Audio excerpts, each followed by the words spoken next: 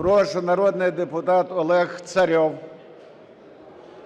Уважаемые коллеги, уважаемый Владимир Васильевич, ко мне, как народному депутату Украины, обратились активисты общественной организации «Воля», которые предоставили убедительные свидетельства того, что на территории нашего государства при поддержке и при непосредственном участии посольства Соединенных Штатов Америки осуществляется проект «Техкомп», в рамках которого ведется подготовка к разжиганию гражданской войны на Украине.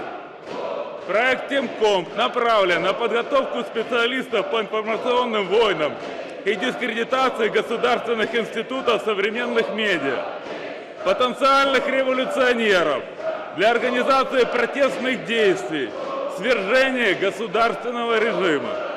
Проект находится под патронатом и кураторством посла Соединенных Штатов в Украине Джеффри Пайета.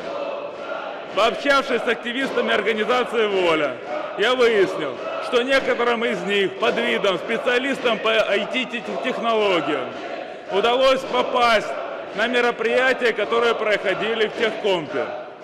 К их удивлению, под видом обучения особенностям использования современных медиа, американские инструкторы рассказывали об использовании социальных сетей и интернет-технологий для целенаправленного влияния на общественное мнение, активизации протестного потенциала с целью организации силовых акций на территории Украины, радикализации и борьбы за власть.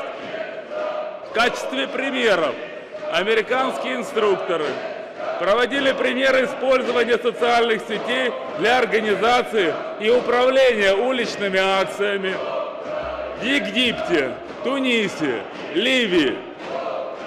Выпускники техкомпов сейчас активно проводят свои семинары по территории Украины. Всего было проведено 5 мероприятий, обучено около 300 человек, которые сегодня работают по всей Украине. Последняя конференция Техком состоялась 14-15 ноября в Киеве, прямо на территории посольства Соединенных Штатов Америки.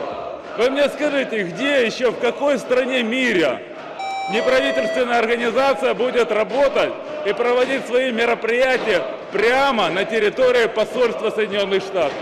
Это неуважение к государству Украины, к народу Украины.